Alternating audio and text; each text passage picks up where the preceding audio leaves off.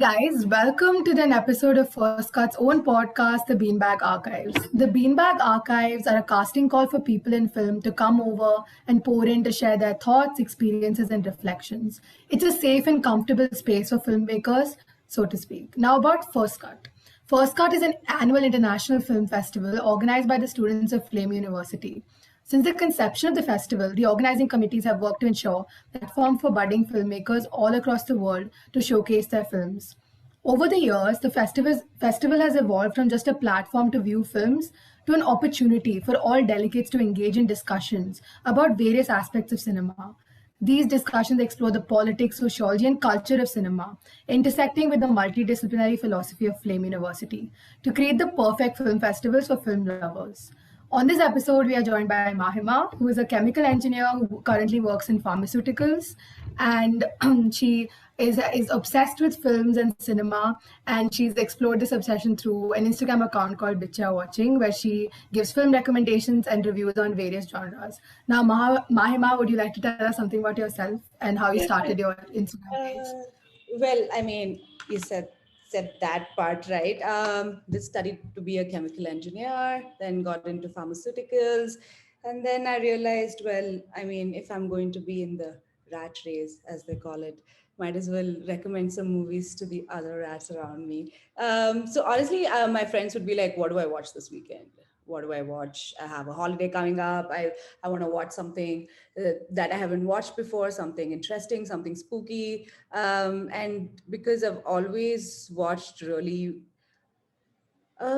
weird movies from a very young age, a lot of which I wouldn't recommend to young people. To very young people. I'm recommending a few to you guys, but I would think that that kind of started my entire process of understanding films, seeing what kind of genres really I gravitate towards, and how suddenly from being underground movies they became like cult classics, and now everybody seems to be trying to make uh, movies that affect you on different levels, and the whole let's go to the movies and forget about our lives is not as much something we gravitate towards anymore.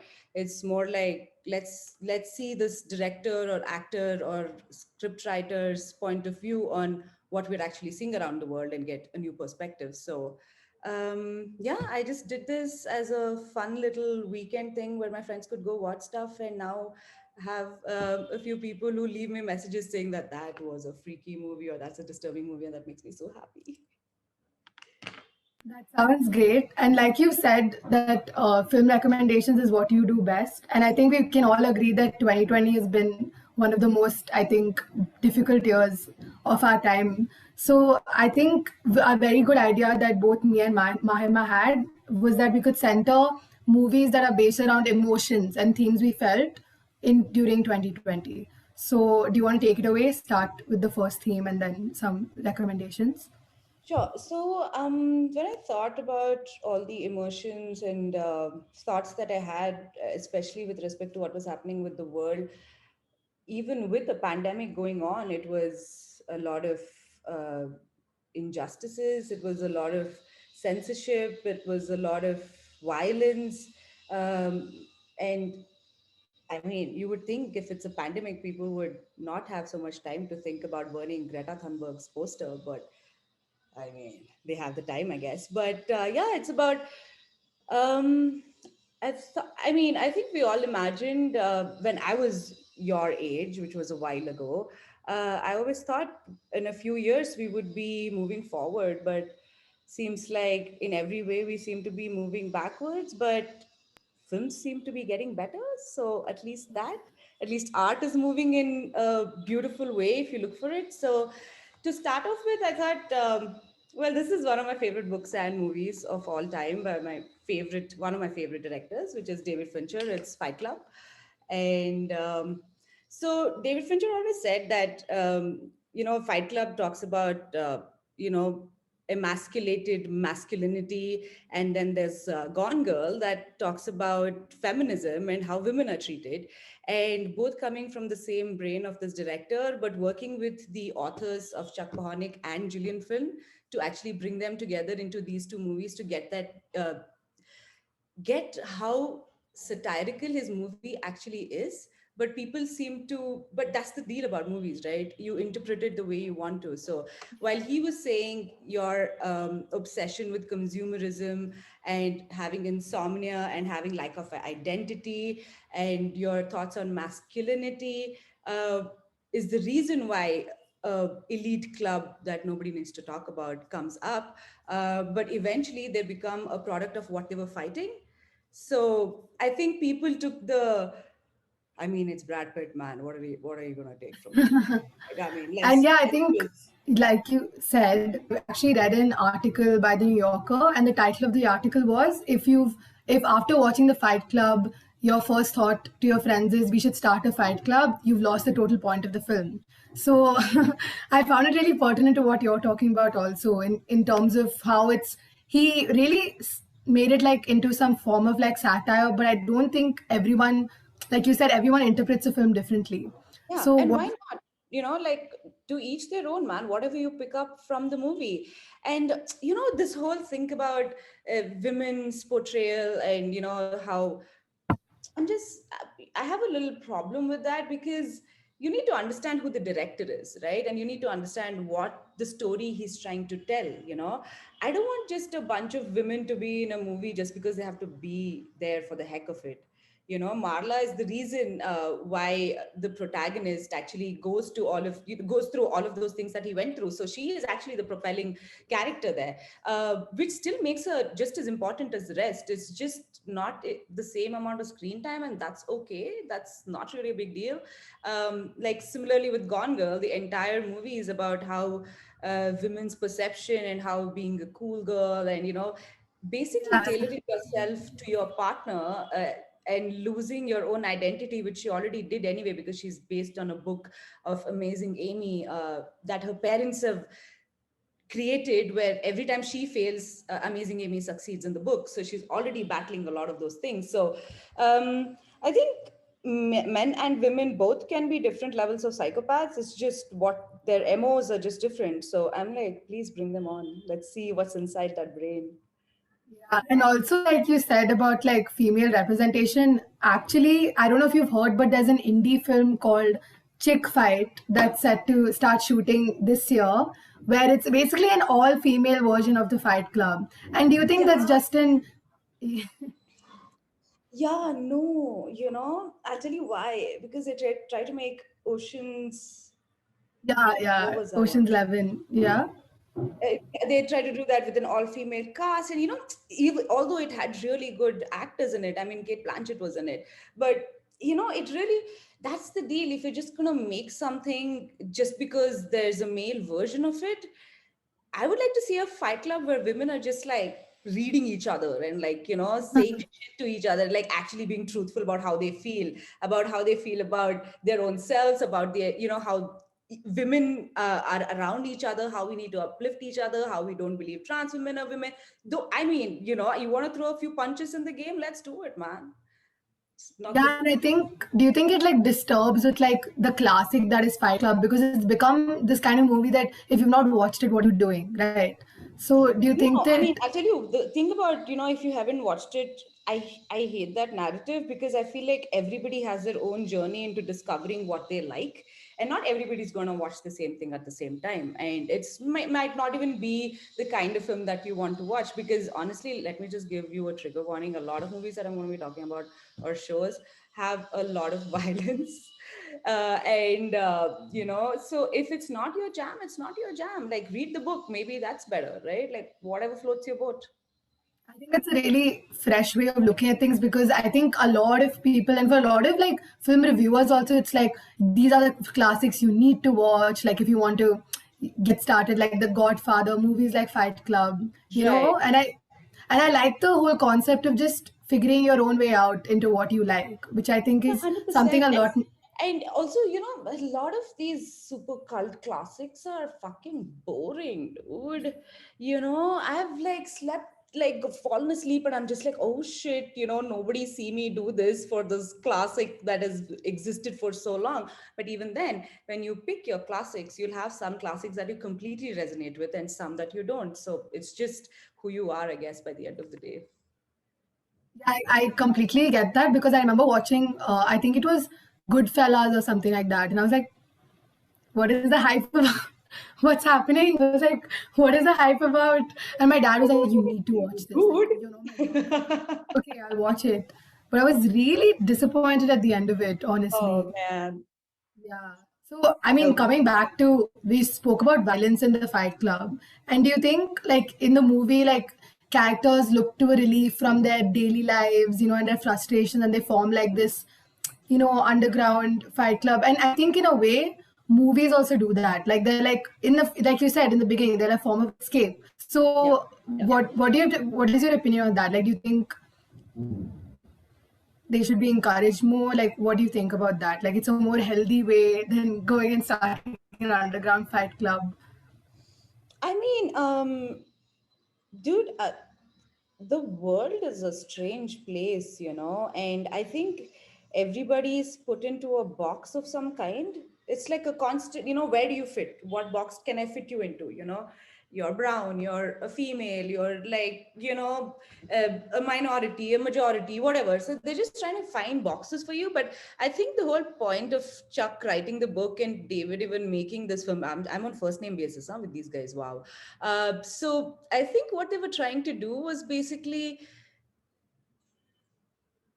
express a point of view and just leave the last few pages open for you to fill up. Like, what do you want to do? Like, what are you taking away from this? Do you want to start a fight club? Because it happened now. Once the movie, every time a new generation of people discover Fight Club, there are underground fight clubs that start, which is great. I mean, listen, if we're gonna be human beings and behave like violence is not inherently part of us, we're joking.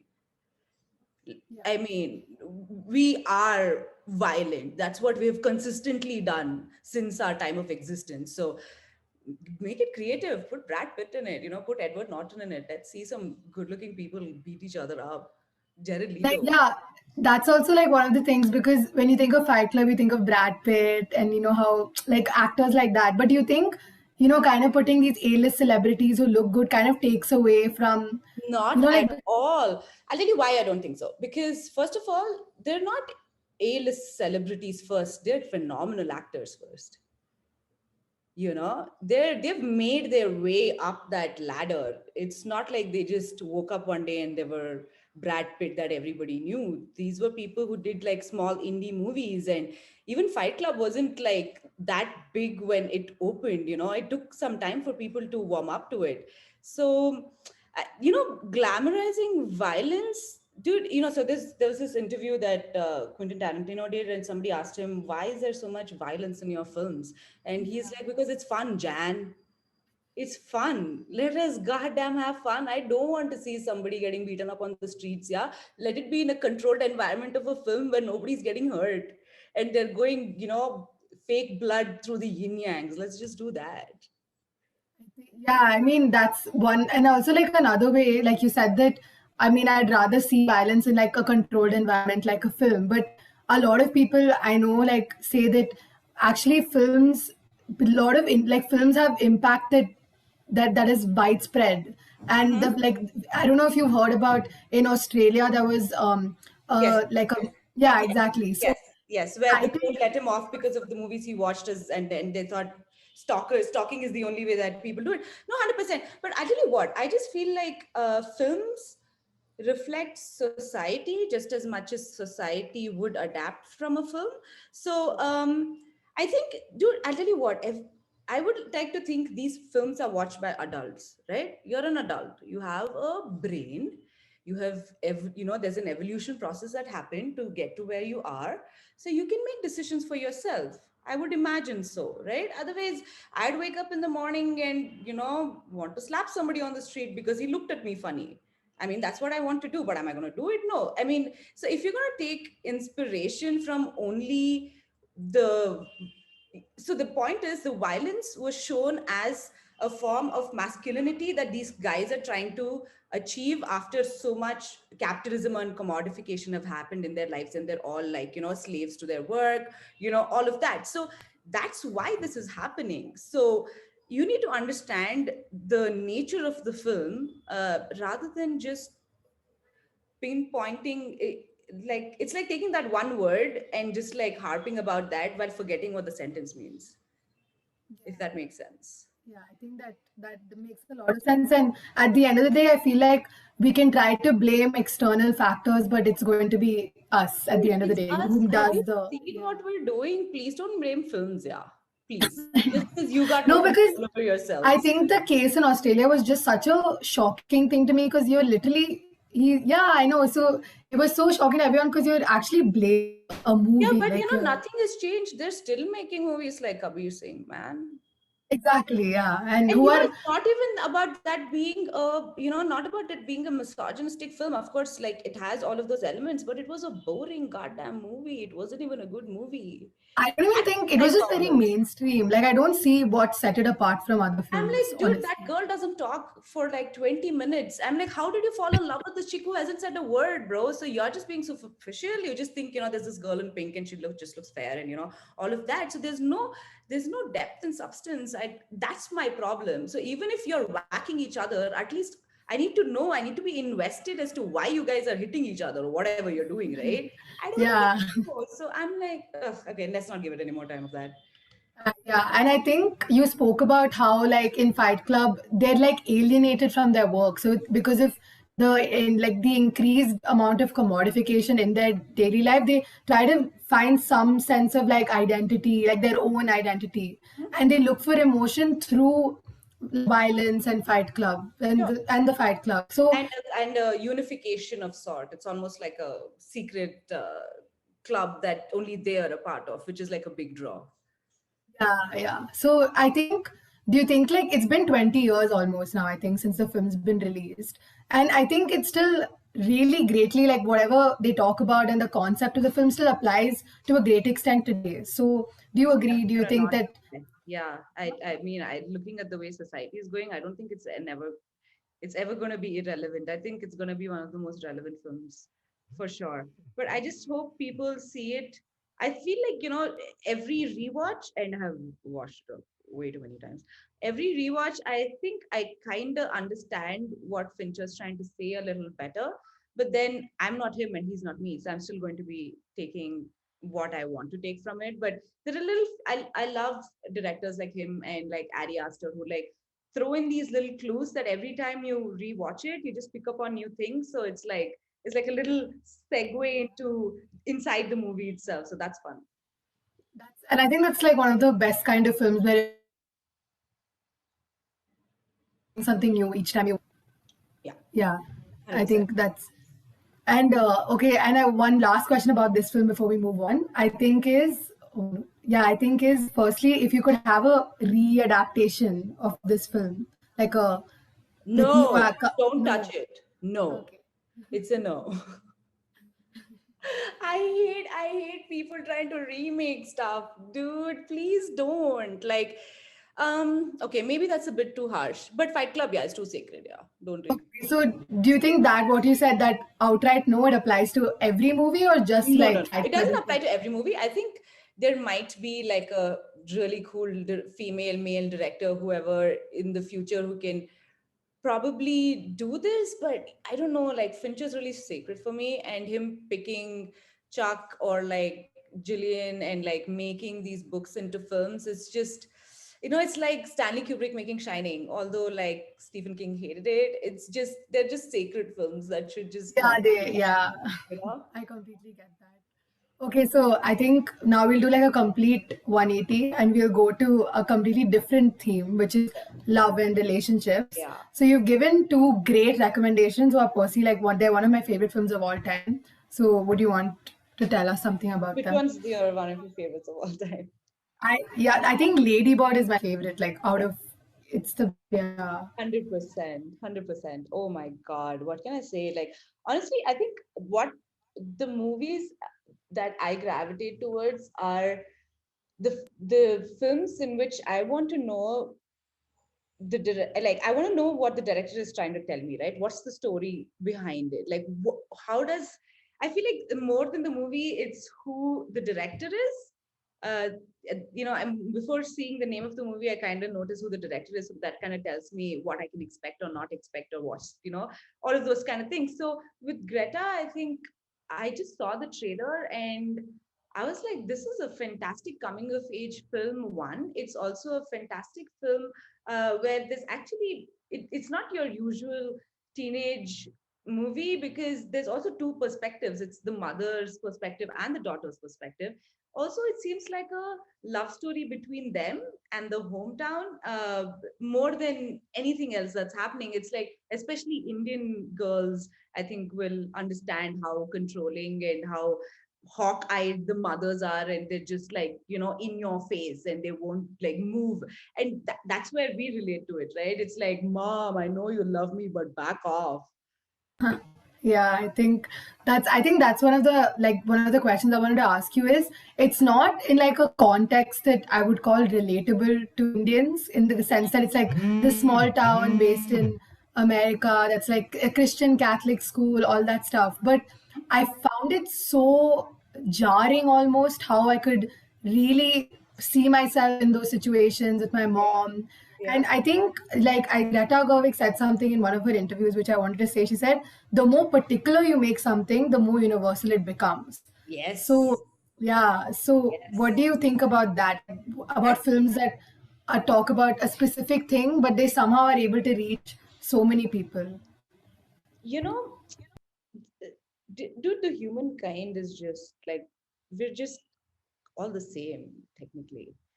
It's, we all have like these emotions that we tap into to go through things. And if in similar circumstances, no matter where you're living, moms are going to be moms, your fleeting boyfriends are going to be those fleeting boyfriends, and your hometown is going to be this place that you're going to feel a certain way about until you move away. And there are those memories, and it's just like she said, so particular that it's universal. So it's also a beautifully made film. I think visually it is spectacular. It has this texture of being like, it's digital, but it has this film kind of texture on it, where it kind of encapsulates uh, her hometown, her relationships, and all of the colors that it represents. I think visually also a very, very good film, technically too. So So I mean, when you first watched the film, like what really stood, and also the trailer, what really stood out to you? Like, was it the cinematography or in general, the plot? Like, what do you think? so honestly, the characters of the film were my favorite part, including the hometown. I think the hometown also plays a character in the film. So the banter, the quick wittedness, the fact that they're fighting a minute and then they're talking to each other so lovingly, that happens with me and my mother. She'll be like, you didn't call me, you didn't do this, and the next minute she's like, okay, what do you want for lunch on weekend? If you're coming over the weekend. So it's that. So it's just, it feels like a warm hug, this movie. Especially, I think it's also, I hope boys or Yeah, men it don't really feel does. that they can't watch this film. Like, I hate it when actors or people are asked this question and they only speak about what their identity is, and they only relate to that. I think that's a bit unfair. I think this emotion can actually be seen across the board. So I think men, women, all of them should watch it. Like, stop putting films into boxes and being like, this is a teenage female chick flick. It ain't, my friend. It's a Yeah, I good. was just gonna ask you, like, you're not the, I mean, now I know your answer, but I was gonna ask you if you recommend it to like everyone or if it's just for certain audiences. But even I agree, it should definitely be around everyone. Yeah, it's a good film is a good film, man. That's what it is, right? A Yeah. good film is a good film. So that's all. Like, forget genres and stuff. I mean, of course, my genre is like horror and like extreme violence, but a good film's a good film. But but would you watch this film like with have you watched this film with your mother? Like Um, I actually do you watched. plan on I doing it or watched slash Call have Me you by done it? Your Name with my mom. Um, yeah. She thought Timothy looks so cute and adorable, and I was like, yeah, very much so. Wait till the peach scene comes. But what was her reaction like after the film? Like I bet she would have been crying. No, she was actually bawling. Both of us were crying with the last scene, and we were just like, "Oh my god!" I actually watched it with my housemate as well, and we actually had to leave our rooms and like, yeah, we had that. It was just we were so that last scene of that film, it was just like, oh my god, I'm not ready for this heartbreak that I'm feeling for you, man. I just can't take it. It was beautiful. Everybody that I've watched either Lady Bird with or Call Me by Your Name, just all heart, beautiful. Yeah, and I think, I think about Call Me by Your Name, like one of the things which I didn't pick out instantly, but I think the second or third time I watched it, I noticed like how important the parents are, like how they've really raised him so well, and just that scene. I mean, I'm obviously not going to give spoilers, but that scene, Yes, oh my I was god, like, yeah, exactly. That scene also, it's like that was one of the reasons I wanted to watch this film with my mom as well, because it's it's what I think any child wants to hear. yeah, yeah. It's just that it's like, I don't want to hear about how many kilometers you walked to school, dog. Like, of course you did. I'm sorry, that was a different time. But what I want to have conversations is about, dude, it's your parents, and it's weird that a lot of times you're hiding your most intimate thoughts and feelings from them, and they're supposed to know you the best, right? So I think to be able to express, I think would, well, if you're able to express and communicate, that'll solve half the world's problems. But starting off with home, so that's a good way to start. I think like one of the my favorite parts about the film was about how it was just a love story, because a lot of the times LGBTQ stories just become about that, like they're just, oh, it's two guys, they're in love, but this is just plain and simple two people falling in love slowly, like, and Yeah, I found that so it's beautiful. nice to see that it's a little more easygoing also, because I think I don't know, I'm not going to speak for them, but I think they also, it's like for women also, right? I'm like, dude, I don't want to see chicks crying in every film. Yeah, we're not having fun or what in life? Like, what's going on? Are we living such harrowed lives that we're not having a good time and no films can be made like that? So similarly with, I think, this film, it was just like two people, different ages, falling in love, as it usually happens, and having a great time in that fantastic, beautiful house. So I'm like, yeah, everybody needs to have a good time, and those emotions need to be tapped into without somebody drilling things. Yeah, You and know, also just exaggerate. I think to the point where like Bollywood is known for its dramatics and how they exaggerate little things. So I was actually looking for like like a parallel of an LGBTQ film would be, I don't know if you've heard of Shubh Mangal's Yada Savdhan. yes, I did. Yeah, I and if you've seen that film and how like they satirize the concept of two men who are in love, and I feel like that was relatable to an Indian audience, but Yes, exactly. at So the we need core, to know who we're speaking to eventually, right? So yeah, 100%. but at the core, like I wish that one, like, do you think that in India there could ever be a film like Call Me by Your Name that is just simply just a love story that doesn't overcomplicate things, something I that can be mean, mainstream? in a very weird way, uh, I don't know how I'm relating this to that, but I felt like Amos did that. Amos has done that with like the whole. I mean, oh my God. Okay, I'm gonna get a little bit of hate for this, but okay, talking about taboo subjects, right? Technically, in India, it's still a taboo subject. So another taboo subject would be cannibalism, universally. So, oh my God, spoiler alert. Nitya, please put spoiler alert before okay, thanks. I can't believe I just said that. Okay, so, so, spoiler alert. So it's about two people falling in love, and then also about addiction in Amos, and how people deal with addiction, how people deal with love, how people deal with something that's taboo. And it was a very small niche film that really from Assam, and it was also about food. So I think we are making films like that. It's just, it's never going to be seen by a wider audience. It's like, I mean, listen, the point is, if you want to hear the story from an Assamese director, then you need to have an open mind for that. If you want to hear what Varun Dhawan's dad wants to make, I guess you gotta be inclined to that, and that's gets bigger screens. I don't know, man. The film business is sometimes it's a business, so you can't really shy away from that. So I mean, not just business. Do you think that her film, like what you just said, you said like that it's niche. Do you ever think we can reach a point where it's mainstream? Like, because Call Me by Your Name is widespread at the end of the day. Like a film like that, yeah. I don't think I expected it, knowing how like it is at the end of the day quite slow paced, but it's able to grab your attention, which I found really interesting about the film. Like it's moving slowly, and normally I would get bored, but in this film I'm always waiting for something small to happen, you know. And I don't think that's fixed of Indian films like Bollywood films.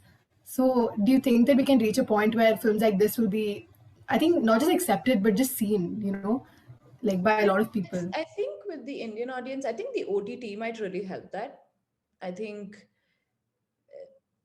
you know, dude, the deal is, I think when people have to go to a theater with, say, like to Amos, if I wanted to go watch Amos, I'd go watch it by myself, right? I'm not going to take a bunch of my friends because it's a very intimate film. I would like to watch it, without like a bunch of people laughing and like making cracking jokes and stuff like that. But there are films, especially in India, where it is a theatrical experience. You're going there for that, and there's nothing wrong with it. I think there are some phenomenal movies that are made on the big screen that are visually spectacular, like even like a Sanjay Leela Bansali's movies are beautiful to look at. I mean, I couldn't even imagine anybody else making what he makes.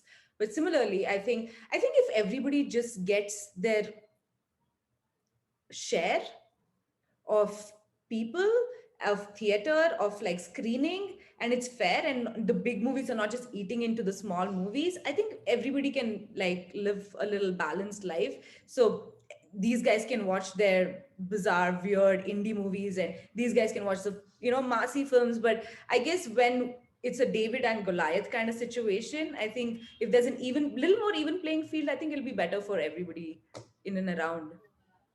Yeah, and I think like this might be a little off topic, but it's related to Call Me by Your Name. But one question I wanted to ask you was during the film, often he's like the younger character. He's heard that this is all excusable confusion because you're young. You're allowed to, and the older character is often reminiscing. Mhm. About about like how when you're young you can get away with more things. So what do you feel about that? Like, do you think being young, like being or elder, means that you have to not be confused and everything has to be set in stone, and you have to, because that's one of the things I like about the film personally. Like, I thought that I think you're allowed to be confused at any point in your life. Like, I think it's just I'm human. telling you, take it from someone who's old. Uh, yeah, I'm pretty confused. I don't know squat. I don't think I'm gonna know squat when I'm 60. It's just I'm going through this journey and trying to understand it as much as I can, and I have only these many skill sets given by how I've been brought up, where I'm from, what I've exposed myself to, who my friends are, what my belief system is. So it's so I don't think you can ever really figure anything out in a way. It's just about understanding your journey to wanting to figure something out. I think the need to I need to like, do this by this age, and like I need to figure this out by this age. If you can, great for you, man. But by the end of the day, if you kind of know yourself better every year, I think that's a little more accomplished feeling than getting that Chanel bag. I don't know. Whatever your jam is. Yeah, so that's one of the like. Does it like give like the sense of nostalgia when you look at the film? Because like, what are the first few emotions that come to your mind as soon as you watch films like Call Me by Your Name? Oh, well, first of all, I'm like it's visually spectacular. That's one of the most I think even with character driven films, I think it's really important for it to be a visual cinema, even if it's dark cinema, even if it is violent, whether it's happy, whatever your theme is. I think uh, because it's a visual medium, Call Me by Your Name was gorgeous to start off with. Yeah, And the people they picked also, I'm just like, God damn, creme de la creme is happening. But also, it's not the fact that it wasn't just surface level and we actually understood who these people were and not just pretty faces who are going through this. So I think that that was really nice and refreshing. It felt refreshing to watch that film, and to and really hardworking actors, man. They really played their characters so well. It didn't seem like they were But anyone people else, that, yeah. like they were acting. They were so good. Yeah, So exactly. yeah, Yeah. yeah, I felt it. Yeah, I know, same. Okay, now I think we'll move on from more like subtler, genuine forms of movies, and we'll go to like a theme that's more performative and like fantasy based. So you've given a recommendation, and which the movie I have not personally watched, called Sorry to Bother You. So if you can Mhm. tell me something about it. Okay, Sorry to Bother You is by Boots Riley, and Boots Riley is a very, very interesting musician, director, scriptwriter. He is a known communist, and basically, this film, actually, the less I tell you about this film, the more you will enjoy it eventually. It's basically about this black dude. He has this performative, intense feminist girlfriend, but he's a little wants to climb the ladder, and he gets a job. He has to pay his bills, and he is asked to use a white voice. He plays a call center dude, for a lack of better term that I'm not coming to right now. It's not striking to me. So basically, he's supposed to use like a white voice to make sure people stay on the phone, because if he reveals his actual identity, they would hang up on him, as they would do for the rest of the people here, right? There's so many scary stories of call centers. One second, give me 1 second. Sorry, Nitya, you'll have to edit that out. Can I just do this part again? Can I just start from communist? Is that cool? Okay, cool. Thank you. Sorry. Okay. So Boots Riley, communist, um musician, always vocal about human rights. So basically, this film is about capitalism. It's about race.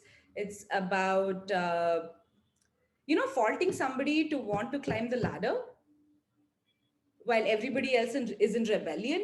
So there's like this union in the film where they're like, okay, this is bad working conditions, they're making so much money off of us, you should be a part of our rebellion. And he's like, I gotta make some change, so I'm gonna try and climb up the ladder. And as he climbs up the ladder, a lot of shit happens, stuff happens. And yeah, the less I tell you about the movie, the better. It's just, and it's visually saturated to, I think, into 10. So it holds your attention, and it will not let you like look around. Nobody's gonna be able to get you to be distracted when you're watching this film, for sure. Yeah, so I think you brought up a lot of like serious issues like But in race a and comedy. exactly, yeah. So do you think that talking about like political issues This and water, you by the know, way, I'm not drinking gin straight from the bottle. Yeah. do you, do you In think case talking? Bride of Frankenstein is drinking like gin directly from the bottle. Wow, hardcore. No, I mean I would cheer you on. Don't worry. Oh, But thank I you. think How old are you, Kavya? 18? 18 yet? oh no, maybe I should not have said that. But It's all right. Go on, girl. yeah, so yes, but do you think like talking about serious issues in the form of like comedy or like satire is like a very effective way 100%. of getting people's attention? 100%. Like, also, if you watch any of like Dave Chappelle's comedies, any of his stand-up comedies, the greatest comedians are soothsayers, right? They tell you the truth in a way that you can actually digest it, because if it's told to you in any other form, it's going to be way too jarring for you to even register. I think uncomfortable laughter is the best way to put your point across. Yeah, I think that's a great way of looking at it. And also, do you think like in India, if you could like pinpoint 2 to 3 issues that you think can be highlighted in a perfect way through satire, like what would they be for you? uh, Police brutality, not that police brutality would be funny, but in the sense that, if you watch have you watched Ugly? Okay, you should watch Ugly. But in Ugly, there is this scene where The father goes to the cop station to basically file a complaint that his daughter's missing, and that scene is hilarious, and it's sad, and it's heartbreaking, and you just can't stop laughing, and you're just like, what? I don't know how to feel about this. This is one of the. It's beautiful. I think Anurag Kashyap does that really well. Oh my God! God bless Anurag Kashyap. I mean, I'm an atheist, Yeah, but that, universe bless Anurag Kashyap. More, we need more. I think. I mean, Gangs of Wasipur too, right? Like, there's so much comedy in that superbly violent film. Who gave us the blessing that's Nawaz? So yeah, and I think even I don't know, like Article 15 is generally quite a serious film, but I don't know if this scene stands out where they all are talking about their caste, like in a circle, and then right, he just yells like, "What is the yeah, point of any of this?" And I right. think that's like the perfect, like that sums up the movie for me because if you could, like, if you could explain the caste system to someone, like a stranger, like an American or something, that's how I would do it. I just show Sure. them the scene. Yeah, Yeah. yeah. You So know, it's also like I think caste system and everything that's happening is so complicated, especially even more so since Rohit Vemula passed away. And that was just, I think that was a tipping point for politics in this country. It's just really sad that he had to leave for that to happen. But I guess that's how the world has always revolved, right? It has to be a bang for somebody to hear what's happening. So, yeah, I think, yeah, definitely. And I think we're moving, like, I said a question, like, the main actor, I've been a big fan of his, but I've not watched this particular film. I don't know if I'm pronouncing the name right, but like, it's Stanfield. And he generally, I just love how he has a very easygoing nature of acting. I don't know if you've even watched Knives Out, stuff like yes, that. He's damn chilled out all of yeah, the times, and he does films that could be like you would expect someone to act like in a very dramatized or like exaggerated manner, but somehow I like, what do you feel about the contrast he brings to films? Because a lot of the films he does are quite dramatic, like even Knives Out, it's quite over yes, the yes. top and it gives you that, yeah, Yes, yeah, yes. No, it's fun, man. Like I always feel like uh, these actors are also looking to work with like interesting stories and interesting directors who can bring out their range. I suppose. I mean, as being an actor is quite the internal exploration kind of a journey. I'm assuming so. To find somebody who can guide you through your internal journey externally, I think is what they're looking for. So some people just hit it out of the park with the right yeah, I combination. think. Yeah, and I think he's able to bring something different to the film at the same time. But like he's not like he's obviously contributing to the story, but at the same time, I feel like I can just look at him Yes, differently also. Like he's yes, playing his own part. 100%. Yeah, Yes, and I yes. just found that really, yeah. He's So a I'm very good definitely actor. gonna check this movie out, huh? You must. It's on Netflix. Yeah, I know. When I was searching up about it, I was like, wow. So moving on to like the next theme, which is about environment and how we should. I think last year is like one of the biggest wake up calls for us. It's almost like the earth was punishing us for everything we've ever done to the earth. But you've given two really good recommendations, which are also really different. I would say like they're very, yeah, they're poles apart for me. So the first one is Okja and the second is Blue Planet.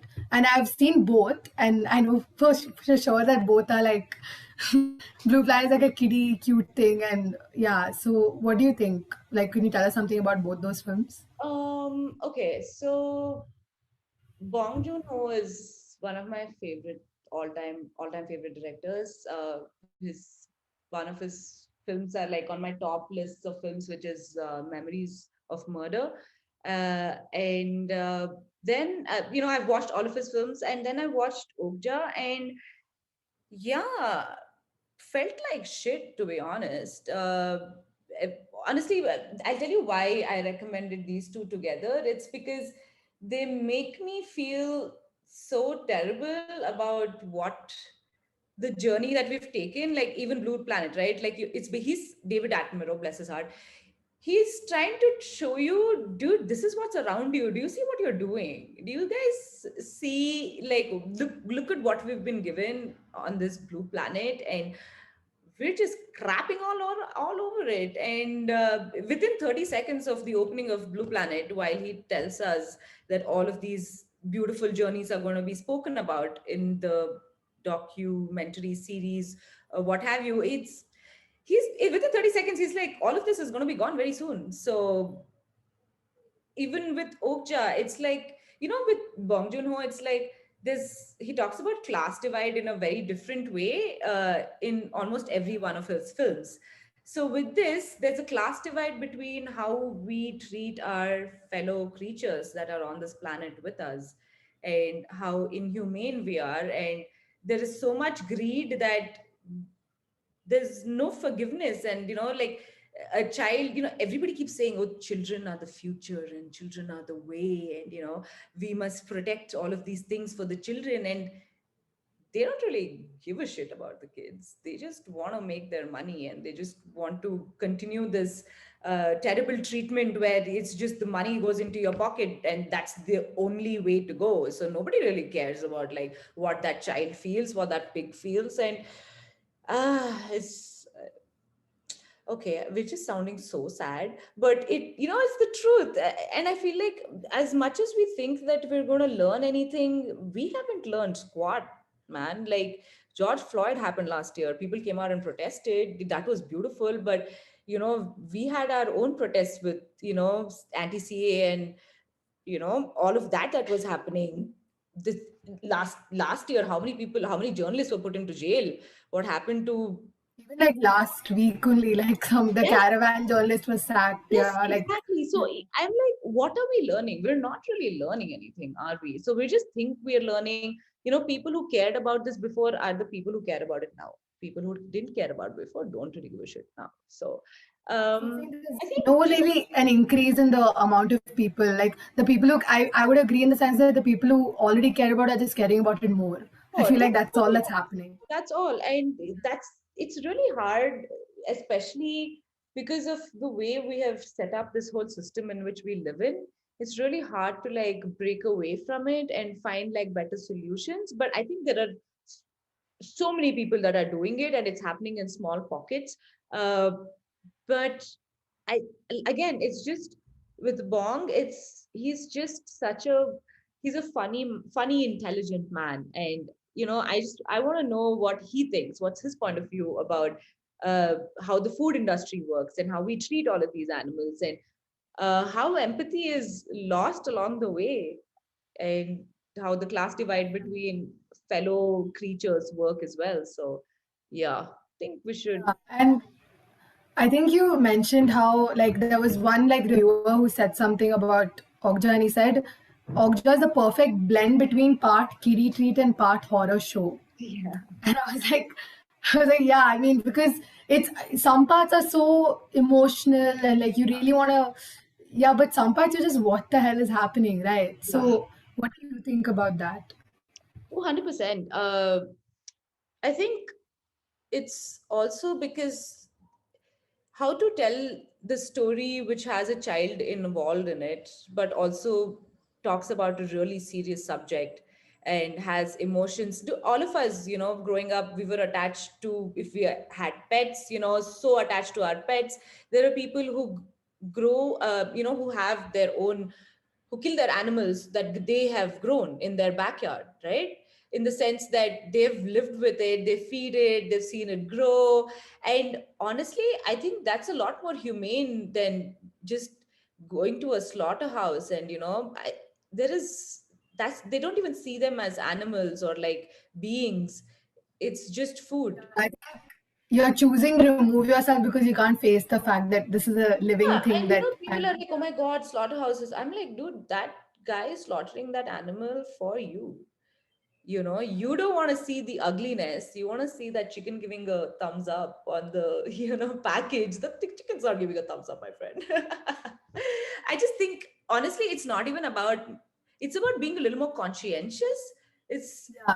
like, don't be greedy, eat what you want to eat, please go ahead. But um, maybe just cut it down, maybe appreciate it more, see where it comes from, because food is a big part of culture as well. So I think understanding the nuances rather than just like sewing stuff is just a better solution, I Yeah, suppose. and I think what you said about being conscious, I think like the first thing you can do, which everyone can do, is just recognizing that you where your food is coming from, which is really pertinent, I think, to a lot of It things. is Like now, we man. Like have we're in a place of a pandemic. You better be careful what you're putting into your system.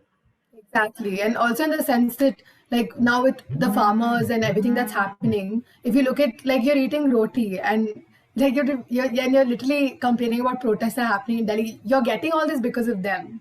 So you have to be completely aware of the stuff that you're. I think that's so super hard, but it's also really simple to do at the end of the day. Yeah, And it's it's also a lot of this is so much easier said than done just because of the system that we're a part of. There's just so much happening with everybody, and the hustle is real every day. So I think whatever you can do, whatever little bit, little more, however you want to go, because I mean, I think we're there's this um Tool song where they say, learn how to swim because we're all going to be drowning considering how the global warming and the ice caps are melting. So I don't know, I'm sounding like a nihilist, but I think the only way out is out. yeah, Oh no, you're too young to hear all this, I'm sorry. no, it's May fine. I there think. be many, many more years of the earth being kind to you, Kavya. No, I think like I want to get into sociology and everything. So all of my teachers are already telling me like this is the India you have to grow up in. Just face it. And I've just been hearing it and accepting it almost. Yeah. So I think also one interesting thing about the two films you recommended was that completely different in the sense that you have one that's more documentary based and one that's storytelling based. So Mhm. what do you personally think was more powerful to you that really brought out this message that and like almost like this made you feel like you said you felt like sad that you're doing like people like us are doing stuff like this. So I mean, honestly, I think not fair to compare the two films. I think they both stand alone by themselves. Uh, but I guess the messaging is uh, with Blue Planet would be appreciate what we have and try to change your ways.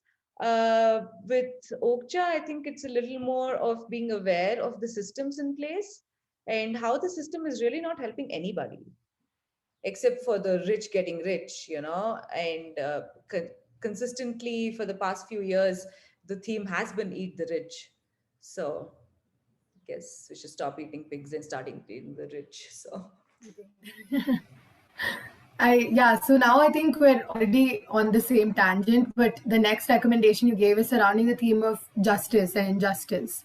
So I was really interested by the documentary that you recommended called Strong Island, personally because I was oh, also not interested farting, as that's to my why chair you moving, guys. Please edit that out, Nitya, please. Sorry. I was also interested to find out why you chose this specific documentary on the way, like because there are so many right now, especially last year after George Floyd. There have been so many about racism in America and segregation, post Jim No, Crow, I like a lot of stuff. think So Strong Island is a little older. I think it's like a 4 or 5 years older. I'll have to fact check myself. But so it's why I chose this was because of how personal the documentary is and how it's been filmed. It was created by Yansford, who is a trans man, and he lost his brother, and well, his brother was murdered by this 19-year-old white man, and an all-white jury refused to indict him, and he was scot free. And this documentary is easily one of the most visually stunning documentaries I've ever seen. Uh, the POVs, she has a collection of all the photographs of her brother, what they did, who they were, and just her giving you the story as she moves these pictures along. I felt like I got to know her brother, and only in a way that a sister slash brother could do for you. You know, the closest people are the people who would be the best to tell your story and the injustice that happened, rather than uh, some documentary director who found the story and wrote a script and came to you and asked you to be a part of it. You're making this. So I have never seen anything like Strong Island before, and it's just heartbreaking. And it's there's this whole sense of do good things and good things will happen to you. Yeah, so kind of makes you question that sometimes. Stuff like this. It's like, are people's journeys, can a saying help people's journeys? Can it be defined? Can the saying define, like, people will be like, don't sleep, sleep in the bed that fits you. That's about it. That should be your thing. But what are these proverbs? Like, I don't get it. Like, it's just I, okay, Nitya, edit that last bit. I'm gonna go back to that. Okay, what I'm trying to say is, the best person to tell your story is going to be your family. And if your family is somebody who's also going through their own journey of being a trans person, you're fighting that battle. You're being a black person minority whose brother is murdered, and you have to fight for justice there. It's just so many battles, and woven through somebody who's a great storyteller and a visually, this film is visually spectacular, gotta say, for a documentary especially. Yeah, and I also think one of the, like what you said, how personal the documentary was, really made it stand out because they're talking about issues that are very widespread at the end of the day. It's racial segregation, it's stuff that any American minority would relate to. But why? How do you think they made it so particular but also universal at the same time? Like what Greta Gerwig, like I'm Yeah, exactly. reiterating, I but think yeah. just because, when your close friends explain a friend that you've never met, or like their brother or sister, or like an incident that's happened, and they're so animated and it's so much fun, and you're understanding it like on a different level, although you've never met that person. I think that's something he's achieved so well in this documentary, while staying true to how serious the issue is. So you're already vouching and have so much empathy for the journey that this family has gone through.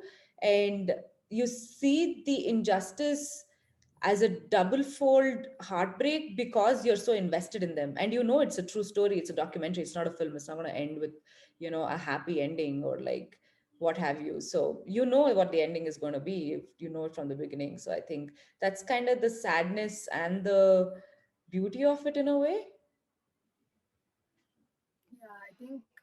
Yeah, I think that's one of the things that really stood out in general because documentaries, I feel like they have a tendency to become very the same thing over and over again, because Yeah. Yeah. yeah, so and also in the sense that if you just give me like graphs and statistics about this percentage of people, it's going to be hard to really connect to the person watching because and the 100%. fact that they've made it so about the family, I think really makes it really beautiful almost. Yes. And yeah, and I think I found this on the website of the documentary, and they said that how a family grapples with the complicity of silence. And I found that one statement really powerful almost. Yeah. So, yeah, so what do you think about that and how the film talks about, how a nation has like a false sense of justice and being silent and stuff like that? Yeah, I mean, that's like the universal, trope that people want you to get into, right? Like, it's like, don't talk about this, don't talk about that, let's, even if you have an opinion about something, you just copy paste Amit Shah's tweets and put it out, I suppose, because you don't really want to deal with it and you don't want to talk about it. So, uh, I think it's happened from, I mean, it's forever been the case, right? People who have stood up and spoken about something are the ones that get beaten down. So nobody really wants to take up a cause. And when they do, we all see what happens to them. So while I can understand that fear, it's also about standing up for something that you believe in. But then again, to understand what you believe in, you really need to spend time with your own self and understand what affects you, what doesn't affect you, what can you do in like a small sense, in a big scale. Because I feel like everybody has some sort of power. I mean, just by being a thinking being, right, you have that itself is enough power to be given to you. So I don't know, I don't want to sound too preachy, but it's just sad to see even now, Umar Khalid is still in jail, dude. Like,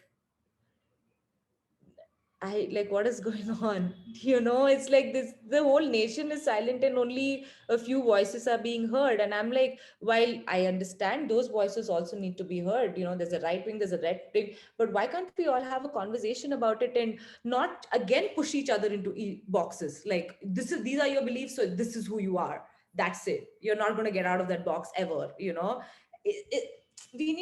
just need to, yeah, I think comedy and like, I think films, comedy, shows kind of try to level that playing field a little more, where you're like, I can like this. I don't have to hate this person for their beliefs. Uh, I can still have a conversation with them and try to understand where they come from, because a lot of times, like, you don't know what circumstances they grew up in, right? So you don't really know why they have formed their opinion, while some people have formed their opinion because they're paid, or like, somebody's told them. There are several people who form these opinions because of their own experiences. So I think an open conversation would kind of help on both sides, but nobody wants to listen. So what you gonna do? Yeah, exactly. And also, we're all too I think, hung up in what we want to believe in and not willing to understand the other side. I Yeah, think it most comes people to are, that. when you're having a conversation, only most people are just waiting for you to shut up so they can talk. So Exactly, yeah. And I yeah, think now, like, at we've least already world on the problems topic. being solved. But we're already talking about like injustice, and we already spoke about censorship. And I found the next theme so interesting because last year, while there was like the main center of it all was COVID, there was so much happening in India in terms of censorship, and even like last week or like yesterday, day before, everything that's happening with international celebrities and like yeah. So how do you think, like, the movie you recommended, how do you think it contributes? Like, because I've not watched it, like, how do you think it contributes to the whole theme of censorship? And So, Manto was a very controversial figure to start off with. His stories were really jarring when he wrote it, and this movie basically is between shows his time between 1940s to mid 50s, where he was a script writer, he was an author, and he had several cases in the court against him for obscenity, for the kind of stories that he would wrote. And he says this one thing, he's like, I'm only showing a mirror to what the society already is. So if you're offended by my stories, you should be offended by the society that you live in. So yeah, and Nawaz, yeah, oh my god, what an actor. yeah, I am obsessed with him. And to have Nandita Das direct him, it's like such phenomenal people telling us the story. And also, it's a very smart way of showing how Manto feels at any point of time through one of his stories. So there are five stories intertwined with his life, and the way it moves in and out of it, it's beautiful. It's a phenomenal movie. I quite liked it. There were a few people who were like, it could have been this and that. And I'm just like, it's Nandita and Manto's and Nawaz's story, dude. Let them say you it the can't way really they go wrong. want to. And like, I think we'll like move on to the next film because I think it's quite pertinent to the same. Like, like the next theme you talk about was oppression, Mm-hmm. and oppression. I think you've given two like Indian films, Mm-hmm. and both, like the second one, I don't know how to pronounce it, but Ibaliu. I remember it was so funny by the same no. So I changed it. Remember, I sent you Nitya. Just a heads up. Remember, I changed it to Asuran and Visaranai. I just want to talk about the same director, Vetrimaran. Oh, okay. I didn't. Oh, Okay. I'm reading from Okay. the. Sorry. No, no, no, Yeah. no worries, no worries. Okay, so you want to go again? Yeah, okay. So Asuran and Bisad. That's the. Visaranai. You can say interrogation. Okay, It's, yeah, it translates to interrogation. okay. So now, like, we're already on the topic of censorship and how, like, it's one of the big, most pertinent things in India currently. But even oppression, I think, as a theme, is so relevant to India. And you've brought out two films which I think, like, are Indian also, called Asuran and Interrogation. So, can you just tell us a little bit about them and how? Okay, so Asuran and Visaranai or Interrogation is directed by Vetrimaran. Vetrimaran is a very, very interesting Indian Tamil director. He okay. Trigger warning. There's a lot of violence in both the films. Um, Actually, in interrogation, it is very hard to watch a few scenes. But so with Visaranai slash interrogation, it deals with police brutality and what happens if Usual Suspects is not a slick comedy thriller. When you're like this poor Indian laborer who's just doing his work and they just pick you up because you look a certain way and they don't even tell you what you're charged with. You're just beaten into giving a confession, and there's like fake encounters happening all around the place. So it's what I think he's trying to portray is like when you see in the newspaper when they catch people when they're caught for a crime, they have that hood over their face, and at the back they have everything that they've stolen or not.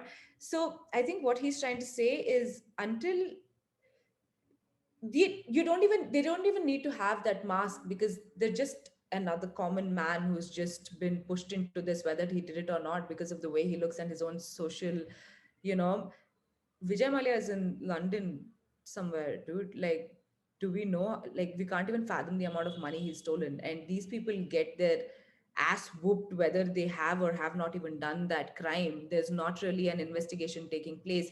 They're just killed like that. They don't even matter. So I think that's what he was trying to put across, and he does it so well. Yeah, he's a phenomenal director, and he's a very, very interesting man if you see his interviews. With Asuran, you take somebody who's super massy in a way like Dhanush, but Dhanush also has like his sensibilities in place. And he doesn't shy away from being an older man, a younger man. He just envelopes being this character so well. It's so beautiful. And their combination is very, very interesting. Um, I, I, I really I really loved both these movies, and it has all at least in Asuran there is some of that slick, slow motion ass whooping that happens, and I'm like, yeah, Typical Tamil gangster stuff. I'm that Yeah. person. I'm still that, that Mazi person is gonna be like, yeah, whoop that ass. Yeah, I think even for me, like I've grown, I mean, I'd like to think I'm above all that, but if I'm in my grandmom's house and I see like a Kamal Hassan movie playing, I'll be like, I'm Kamal home. number one, Yeah. dude, forever and always. He my favorite. Oh my god, I love Kamal Hassan. Yes. No, no. Yeah. And Go ahead. Sorry. yeah, sorry. So you spoke about like which I found really relevant that you said that like the common man almost does not have an identity. Like he's just taken in and he's part of the herd and he's Yeah, invisible. yeah, that's what's happening even now. Yeah, I mean, the suddenly the power that's been given to cops and the lack of empathy that they are showing with the people that are a part of their own society and they're just around them. It's just become like this weird Singham universe that nobody asked for. yeah, I know. And I mean, it's fun to watch on cinema, but actually seeing, yeah, because if you've noticed all these Golmaal, Singham type films, they just kill people left and right. It's like their daily bread and butter almost. Yeah, and And it's this, like this is the POV of the opposite, the guy who's getting killed, and how he sees you is not a hero friend. You know, you're the villain. So I think that's the flip side of it. yeah, and I think that example you brought out of Vijay Mallya, and like now everyone knows that he's done some serious, like he's seriously done some shit, but at the Yeah, same time, he still has his identity. He's still going to be Vijay Mallya at the end of the day. he is. They're So, not how even do you think? gonna excuse his behavior and that he was a charming man. He just made a few mistakes. And here we're talking about men who didn't even commit the crime, and they're getting. Exactly, yeah. Yeah, so it just the world is unfair. I just find it interesting to hear it from different storytellers and what how they want to portray it, because honestly all these emotions, they're like the same emotions. It's just how each one puts them across to you and how they intertwine it, complicate it, simple it out. What I mean, what have you? Whatever they want to do, I'm just excited to hear it from their point of view. And I think that's the best way also to find out different perspectives about the same thing, because we're all going through the same thing. We just want to know how everyone's feeling about it. And movies are a great way of doing that. Yeah. 100%. And even if it doesn't make sense, like the Human Centipede, not that I'm recommending it on this channel, but I mean, it's not too shabby. The first one. The other two were. I'm telling you, I watched the trailer and I visually gagged. Like I could not handle it. It Oh, was a bit much. get over it. Okay, so again, I think we're going to do a complete 180 and talk about a theme called, and which I found this was the funniest because you've recommended two very surprising films for family dynamics, and that's Midsummer and Hereditary. Hereditary, I don't know if I'm pronouncing it right, but I was so shook. I was like, wow, okay. I Have don't you know watched what these a two, or family. have you watched one of them? I watched Midsummer and I could not talk for the next an hour. Next hour, I did Yes. not understand what was happening. Oh my God. Yes. Okay. So, Ari Aster. Mm, yeah. Wow. I just want to pick his brain. So, I've been a big fan of horror films from when I first watched Exorcist when I was 5 years old, accidentally because I was alone at home. Anyway, so since then, that has been my favorite genre. I moved into a lot of Japanese and Korean horror at one point of time, Takashi Miike, doing audition. So I've seen a gamut of horror films. Uh, Loved a lot of them. Didn't really hate a lot of them. I was just like, don't pick the lowest hanging fruit, like the usual jump scares and all of that. So Ari Aster is a very interesting director who has kind of taken the horror genre and he's changing it in a very different way, where he's like, what you should fear are the people closest to you. That's the horror, and not like a ghost or like a you know Abandoned whatever, what and have yeah. you. So he's like, your mom's gonna fuck you up. If she goes crazy, she's gonna fuck you up. That's basically the theme of Hereditary. And it's because her mom fucked her up. It's hereditary. It's coming down to you, my friend. There's no way of like escaping that. So that's the fear, right? They're like, oh my god, like I get this all the time. They're like, oh my god, you sound like your mom. I mean, my mom's amazing. But at times I'm like, oh my god, I'm gonna, as much as I get her positives, I'm also gonna get her negatives. Negative. So it's about understanding that, and then also understanding trauma and losing somebody in your family or like your close friend, and how women deal with trauma, and how what their coping mechanisms are, and how people around them have no idea how to deal with it. Or they expect you to be crying like a, oh my god, I'm just, how they would usually do it, like dramatics like on television. Yeah. And if you have a quiet moment for yourself, they're like, okay, maybe they're not really mourning you. They don't really. I think women are really complex emotionally. And uh, Definitely, yeah. the irony is Ari Aster seems to be a great male who can pull that out and put that into a Yeah, I script. And, know. I don't think that only females should say females tell female stories, men should tell men stories. None of that. I think if you understand the human emotion, we're all just people. So with Midsummer, with Hereditary, it's still a little more like a classic visually horror film. Midsummer just flips it on the head. It's bright, it's beautiful, people getting Daylight, hung yeah, up yeah, in that's. costumes. It's funny, it's weird, it's just everything. Both such phenomenal films. Absolutely love it. I think Midsummer, what I found scary was just how ridiculous the whole premise is. Like it's quite it's I was almost like laughing at some scenes because I couldn't understand Yes, what was and that's happening. the Yeah. important part. That's what it is. It's so uncomfortable. You don't know how to feel about it. And it takes both of these take like multiple viewings to check all Yeah, the yeah. little clues that he's left everywhere for you to understand that by the first scene you already know what's going to happen in the last scene if you just watch for the clues around. Yeah, wow. I think like how important do you think like subtle like details in films are that kind of they don't hint towards but they give you like an idea of the overall premise of the film. I mean, I really, honestly, it depends on how the director shows it, I suppose, in the sense that if he wants it to be nuanced, then they do it nuanced way beautifully. If you want it to be in your face, like Nocturnal Animals, which has like Jake Gyllenhaal. So, where it's not nuanced at all, it's in your face. It's like shown to you. I mean, dude, by the end of the day, it's just a good film is a good film, and you'll know when you see it. It leaves something. It doesn't leave you for a little while. I think those are the kind of films I gravitate towards. Where it Yeah. stays with you and it leaves you with a feeling more than thoughts, I suppose. And I don't even think the feeling has to necessarily be positive. I just think it has to be like a Not feeling. also, Like it, there was this, I think Jake's dad had said it that, and I think it was actually somebody else famous who said it, who said, art is supposed to make the uncomfortable comfortable and comfortable uncomfortable. People who are comforted should feel uncomfortable when they see a film, and the other way around. So it's just about where you are and how you're feeling.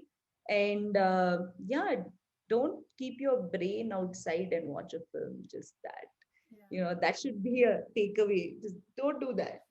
That's they're telling you something. You need to have your thoughts in place to understand and interpret it. yeah, I think that definitely. Well, I'm going to keep it in mind also next time because I feel like I watch so many just time pass No, films no, or that's shows not that. true. Listen, there are some great trashy movies that are hilarious, but they're also done well. You know, Yeah, true. like, yeah, let me not recommend. I watched some really gross ones. Sorry. I feel like as long as it's not the typical Zac Efron As stuff, then long I as think it's it's not fine. lazy, I think. I Yeah. think, lazy films, no, don't make lazy films, man. Those are the easiest ones. What's the point? I know. And like when you watch a film, I feel like you want to know that if people have put in like mad effort. You Like can I feel see, like right? for You can see the effort. yeah. Even with like, these large scale films that sometimes fail, you can see the effort that's gone into it. It's just about maybe not the right time, maybe not the right people. But I think, even when they say bad movies or like, oh, this movie wasn't good enough, uh, I'm just like, it's a journey. Everybody has gotten to making better movies in the West is because they made certain kind of movies for a while. The audiences watched, they got inspired, they became filmmakers, they improved the game.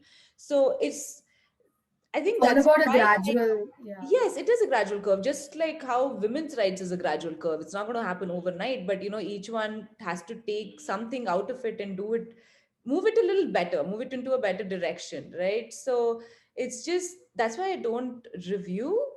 I recommend because I'm like, I don't have the knowledge to critique somebody's hard work. Yeah, I don't know what's gone into it. So I'll just recommend movies that I like. So it's just an easier game to play, also.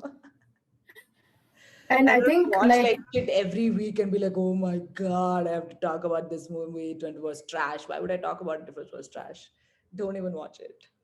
yeah, I think that's, and I think like now if we when we move on to the next topic, it's kind of like we're moving from something disturbing to a movie which is very heartfelt, which is Lars and the Real Girl, Mm-hmm. like which is, and I found it was so heartbreaking, but at the same time I found it so, especially the fact that you've recommended it now, Yeah. considering like the importance of digital and online and stuff like that. Yeah. Yeah, so can you tell us something a little bit about Lars and the Real Girl?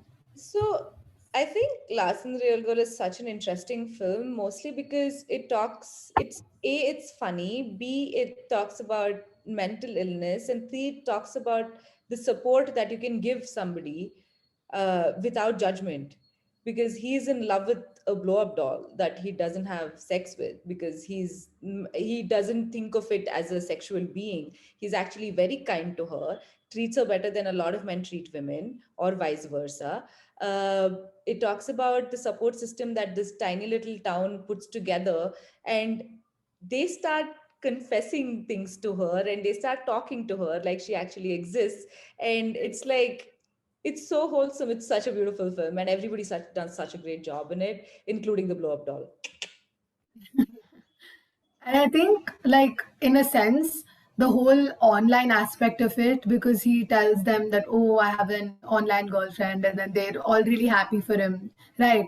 And in a way, I feel like when I know, I mean, considering my college is online, everything that I do is mainly online. There's always this sense of, is it really real? Like, is what I'm experiencing right now really Sure. real? Yeah, that Yeah. makes sense. So what do you think about that? Is that something you experienced? Is that something that you faced like the past year and a half? Ah, honestly, what I've done in the past year is a lot of hula hooping, worked my butt off on like the weekdays, and every night I would try and catch something that would bring me joy or scare the shit out of me or like just make me feel weird. It's, I feel like I opened up a little more to movies that are not necessarily my go-to films. I actually stepped out of my own comfort zone and found some really interesting films. Uh, but also kind of twofold appreciated the films that I already knew and loved, watched them again, did extensive research. So hung out with my cat. He watched a lot of these films with me, and if he would leave, I kind of would know where it would go. So all of that. But it's tough times, man. But I guess gotta do what you can to keep yourself sane in a way. Whatever helps, whether it's reading or like getting out, going for a walk, whatever helps you, drinking, go for it. Like, make a game out of it. Just bring some fun and joy into this, because I don't know what's going to happen next. And I'm hoping for aliens to come over and I'll be like, follow what you're watching. Let's see. You need somebody on your I'd phone. also, yeah, I would definitely go with the aliens now. But I think one of the more interesting aspects I found of the film was how an entire town was so committed to helping kind of keep up this fantasy. And I Mhm. think a lot of people would actually say go against that, saying that would you rather shield someone than keep them like keep them like basically keeping them blindsided in a way by not telling them. But I feel like in this case, I found it so I didn't even have a problem with it because I feel like it really depends on what it is and the context and everything. That like, what do you think? Like, do you think that was like a wise thing for the town to do? Yeah, I mean, keep your friend happy, man. What's the problem? Right? Like your Yeah, friend's I mean, happy.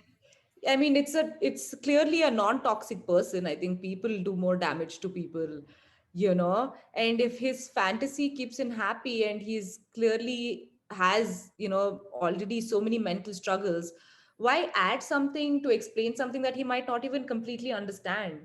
So, so also like if it brings you joy and you see it's bringing somebody else joy, let them live. Let them live, man. The yeah, I life think is full that's of sorrows. yeah. Let them live. Like I think that's what I took from the last years that everyone has their own way of finding happiness and you might not even agree with it, but you just need to just go with Yes. it. Yeah. Yes. Like it's their thing. Yeah. Don't shove your suckage down our throats. Let us be happy. And now, like, as we're talking about happiness, the last theme of the entire review session is Shit's Love Shit's Creek. is happiness and friendship. And you've given two shows that I really, really love: Sex Yeah. Education and Schitt's Creek. Mm-hmm. So, if you want to tell us something about both of them, and then we'd. Oh my God. Okay. So Schitt's Creek is made by absolute legends. Uh, and my God, what do I say about Schitt's Creek? It just brings me so much joy. I have cried, I have laughed, I have tried to get all the references that Moira is talking about, trying to understand what she's saying. And she's just like, oh, is Pepe going to the spa now? And I'm like, oh my God, where can I use this? Yeah, it's beautiful. Schitt's Creek is just beautiful, it's joyful. You can. Even in that show, every time you think a person is going to react a certain way, and you see like a completely different reaction, and it's done in such a beautiful funny way, and it's taken so much work for them to get this made, get the show made. And while we were talking about Eat the Rich, these are not the rich that I want to eat. These are wonderful people that I want to be friends with. Oh my God, I want to just hang out with David and Alexis. Yeah, I mean, also for me, it's just how like like shows that just bring you comfort as soon as you watch Yes, them. yes. Like, And yeah, actually funny and actually inclusive, and all of those things. And intelligent, very intelligent. yeah, definitely. And I think I was like more pleasantly surprised that you recommended Sex Education, because, like, if you ask me like a show that brings me happiness, it won't be like my instant, like my first option. Because more than happiness, it just brings me like, it just makes me feel more in like it's like inclusive almost, like more than, it just brings me comfort that okay, there's a show like this that's so raw, Mm-hmm. that talks about issues that every adolescent has faced. That's, Mm-hmm. yeah. So what made you recommend Sex Education as a show? So I'll tell you what, with sex education, um, you know how these teen dramas are kind of weird, where it's like, it's so stressful to watch them. I'm like, I'm an adult and I'm so stressed for these kids. Like, what are they doing? I'm just so stressed for them. I'm like, are you sure you want to be doing all of this? But with sex education, I'm like, oh my God, I wish there were more people like this. I wish there were more kids who actually had somebody to talk to, whose mom was, Gillian Anderson, looking gorgeous and, saying the right things. And I think the openness of all of their relationships, and how they deal with their um, issues, uh, and it's not like a gossip girl kind of way, or like And it's not even issues like that. That's the best thing about the show. Like, they don't even treat them like issues, they just treat them they like don't. things that Yes, happen. it's like Yeah, it's a thing that happened, so let's deal with it and move on. Let's talk about yeah, it. exactly. Yeah. And even the traumatic things, I think, that have been expressed in the show have been dealt so well, because as teenagers, I think adults also have the same issues, man. It's not like these issues go away as soon as you grow up. It just is dealt with in a different way, and it comes through in different ways. I think that's the only thing, especially in India. It's not like adults have great sex education here either. So I mean, I would, yeah, it's actually the I would exact recommend opposite. adults watch this show, TBH. Yeah. Like, I don't think in India it should be restricted to just adolescents, because, I mean, we can agree that it's pretty bad, the sex education in India. Yeah, and I think it's a great show. I mean, it's on Netflix, and I think people of all ages should watch it. And it's great. It's fun. It's a new take on how not to talk down to teenagers. Don't dumb Yeah, them yeah. down. I hate it when adults try to make scandalous teenage shows from their perspective. I also hate when they cast clear adults as teenage, because that, oh God, Yeah, I because if cannot. they have to show a sex scene, they can't show it again, with like children, right? So they Yeah, I have to mean, cast adults, and that's the point. So in sex education, as much as it talks about sex, it doesn't. it doesn't exactly. Yeah, I was just gonna say that. Yeah, it's very Like, true. it doesn't really show anything. It's not like, it's not raunchy in any way. It's just, Yes. yeah. Like, my friend, after watching the first thing, she told me, he's like, I mean, I realized that it's pretty disgusting almost, like some parts. I was like, okay. I was like, yeah. It's just really, I found it like really comforting almost. And I know that, do you It think is. something like this can ever happen in India, like a show, not exact same, but I just show like accepting sexuality and growing up and stuff like that. Hopefully, I think, I think now also you guys, are so much better informed about things. So when, say, somebody wants to cast somebody younger, or like has somebody write the script with, having a younger person also being a part of it, I think, I honestly think the people who have been making all of these shows and movies should pave the way for younger, new energy coming in and new perspectives, because we've seen your perspective, buddy. It's been 20 years. Chalo, let's go. you know. Great. Like pave the way, man. Pay it forward. Somebody did it for you. Do it for somebody else. Make it for the young people who Now, might want to tell you the stories that they have in mind. So I think you've inspired me now to start a Indian version of sex education. So yes, I'll queen, do it. Okay, so I think that effectively concludes all the amazing recommendations you gave. And I cannot thank you enough because I loved this and I love talking to you so much. Thank you, And I'm Kapil. definitely going to watch all the films you've recommended. I hope so. Yeah, definitely. And I hope everyone watching is also going to listen to these recommendations and watch them instantly. Yeah. And yeah, please go follow her. She's amazing. And and yeah, thank you so much again. Anytime. I hope the festival starts off with the bright colors and ends with sparks, and you guys have a great time. I'm so sorry that we've given you such a shitty world and to deal with this year, but hopefully the online situation will help you appreciate the offline situation later. So, Definitely, yeah. And I think people like you are making it less shitty for all of us. So thank you all yeah, a lot for that. Yeah. hopefully.